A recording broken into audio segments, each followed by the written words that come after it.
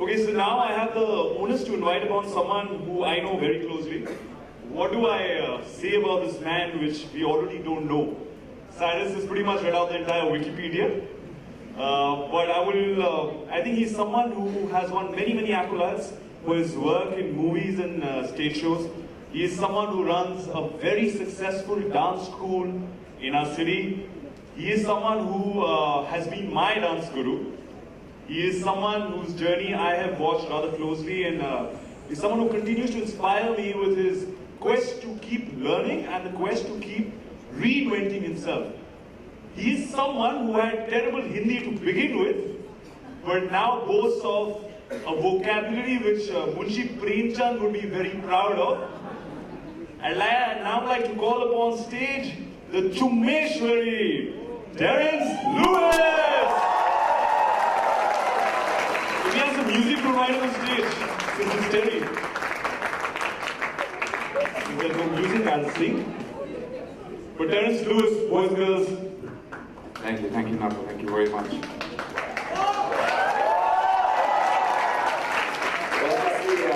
It's a privilege and honor to be here, and I have my deepest respect for you, sir. I didn't know that, the intellect and the visionary that you were, so my apologies for not knowing my, Chief Minister of certain years ago. So I'm really impressed with what you just spoke, but today we are talking about dance, and I'm going to talk about how dance has influenced me and how dance can take away stress in our education system. Well, to be very honest, I'm going to take out some pages from my own life, because there was a common misconception about dance that if you're a dancer, that means you pretty much do not have any other career option. But in my life, I was spoiled for choices. I was a microbiology student, and I went to do hotel management. I don't know why, but life took me in different places. But eventually, it brought me down to the arts, and music, dance, art, acting, drama was all a part of my college life, and it was very important to me when I was learning, when I was educating myself, to be exposed to certain things, because it was a tough decision when I finally had to make a decision. But what was important is that the many years that I spent in school and college, which you are currently in this stage of your life, what even the Chief Minister said earlier, was that it's very important to participate. And I think one of the things that I realized very early in life is that you just get lucky if you keep participating. Taking a page from my book, when I was 6, I was just in a fresh new school, and the teachers came around asking for who would like to take part in singing, and one hand went up, and that was me. And then another period, some other teacher came and said, who would like to take part in dancing, and so on and so forth. There were lots of teachers who kept coming in during that day, because it was a Founders Day. And I looked at myself and I said I had taken part in 7 or 8 things. Unfortunately, some clicked, some didn't. I won some awards and some didn't. I got addicted to stage because of that, because this is where the foundation of me took place here. The lesson I learned was it's not important to be really good at what you do. What is important in the beginning is just to participate, to be open, to be flexible. And that is one thing that has really taught me that if you are open, if you're ready to learn, the world is yours. To stay humble. I have a very little time period because there are so many other people talking, so I'm going to try and not tell you my life story, but tell you what lessons I've learned. The most important lesson I learned was failure, because this is the place where you learn to become better at what you're doing. Many times, when I started winning dance competitions as a kid, it kind of got me very confident, and I lost perspective for a while. But it was failure that taught me many more things: how to get better in life, how to get up and still succeed. Confidence is a very dangerous thing, and I'm going to tell you a little story. There was a bull and a pheasant. One day, a pheasant is a very large bird. It's a very large bird. One day the pheasant, came to the bull and was very sad. The bull asked the pheasant, "Hey, what's going on? Why are you so depressed?" The pheasant said, "I'm a large bird. And the problem with me is, I look at the other birds, and I wish I could fly to the second level of the branch of the tree." The bull said, "Hey, don't be so depressed. Just eat a little bit of my shit, and you'll be able to fly up to the first branch of the tree." The pheasant looked at the bull and said, "What nonsense, what crap are you talking about? The bull said, "Just try it." The pheasant thought for a while and said, why not eat a little bit of the shit? So he ate a little bit of the shit. And lo and behold, the next day, it was on the first branch of the tree. The pheasant was very happy. He came back to the bull, but he said, you know what, I wish I could fly to the second branch of the tree. The bull said, eat a little bit more of my shit. Pheasant was like, yeah, I tried and tested, why not? So he went and ate a little bit of the shit, and lo and behold, the next day he was in the second branch of the tree. And this continued for a long time, till the pheasant reached the highest branch of the tree.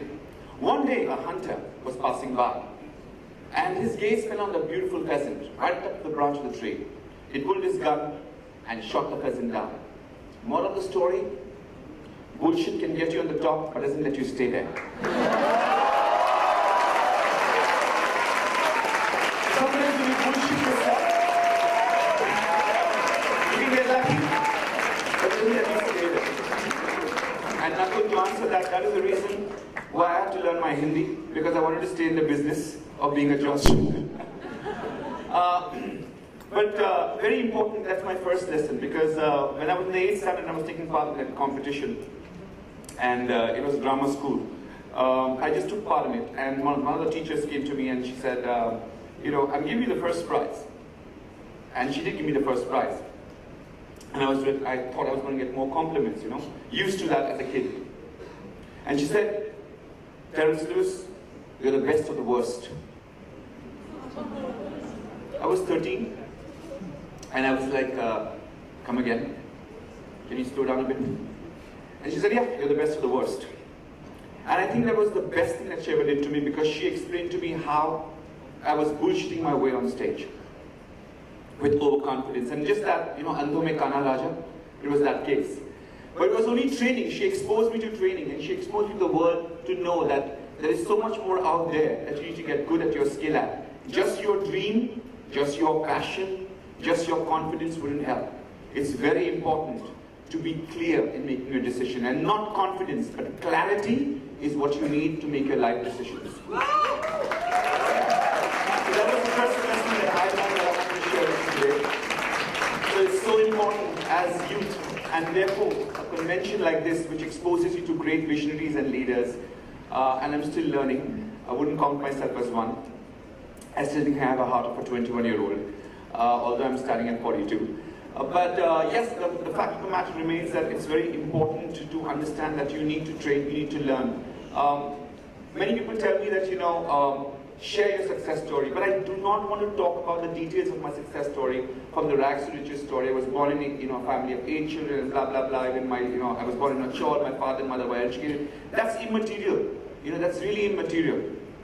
What is important is to learn that the journey that I had may not be the same. So if you're a dancer and if you're a choreographer aspiring one, trying to kind of be a one, please do not look at somebody's life and say, okay, this is what I need to do, because the times that I lived in is not the same the times that you live in.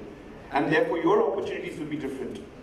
And therefore it's very important just to understand the essence of what it takes to get there. And this is what I want to talk about. And Calvin Coolidge, the 31st president of USA, said something very interesting which remained really deeply entrenched in my mind when I was studying literature in college. And he said something very interesting about persistence. He says, nothing in the world can take the place of persistence. Talent will not. The world is full of unsuccessful people with talent. Education will not. The world is full of educated derelicts.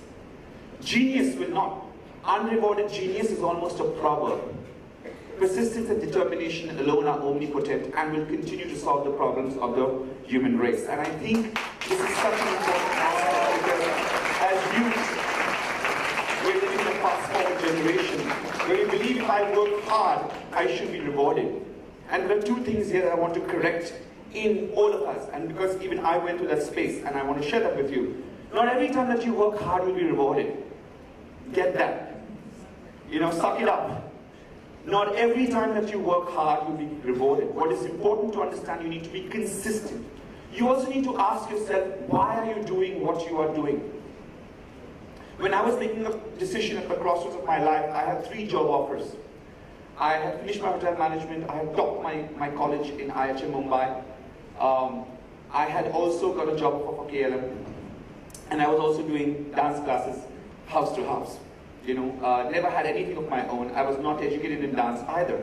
I am not an educated dancer. I was not educated till I was 26 in dance. Then when finally it hit me that I need to educate myself in dance, and I went forward and educated myself. But I started my dance practice of learning much later. The point that I'm trying to make is that I was at the crossroads of a decision, and you as a youth today are spoiled for choices. You're wondering what should you do. And one thing that I want to leave you with is love what you do and do what you love and do it consistently. Do it consistently. There are many things that you'll be good at.